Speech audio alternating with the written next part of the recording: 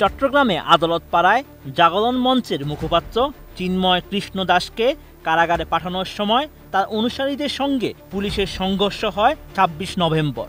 এ সময় চিন্ময় অনুসারীদের হামলায় সরকার পক্ষের আইনজীবী সাইফুল ইসলাম মারা যান।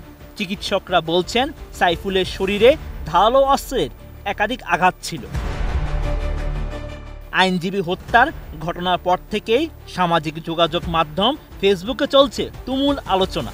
এতে যুক্ত হয়েছেন উপদেষ্টা থেকে শুরু করে বৈষম্য বিরোধী ছাত্র আন্দোলনের নেতারা, শিবির সভাপতি সহ রাজনৈতিক ব্যক্তিরাও। এবার সেই আলোচনায় যুক্ত হয়েছেন জনপ্রিয় ইসলামী আলোচক মিজানুর রহমান আজহারী। ২৬ নভেম্বর নিজের ভেরিফাইড ফেসবুক পেজে এক স্ট্যাটাসে সাম্প্রতিক পরিস্থিতি নিয়ে কথা বলেন মিজানুর রহমান আজহারী। তিনি লিখেন, সম্ভবত দেশকে অস্থিতিশীল করার সর্বশেষ ট্রাম্প কার্ড খেলা হচ্ছে।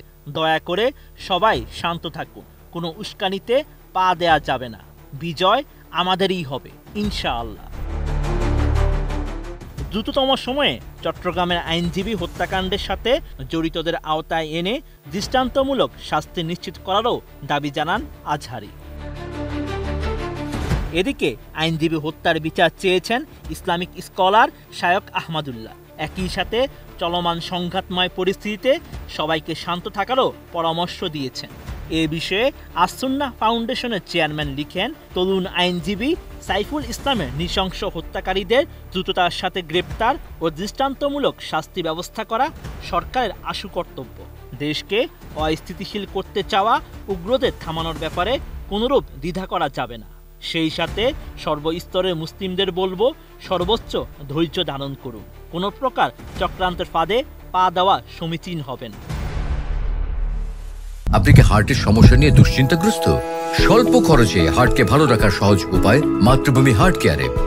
এছাড়া বৈষম্য বিরোধী ছাত্র আন্দোলনের আহ্বায়ক হাসনাত আবদুল্লাহ ফেসবুকে লিখেন, আপনারা ধৈর্য ধরুন, শান্ত থাকুন, নিজেরা আইন হাতে তুলে নেবেন না।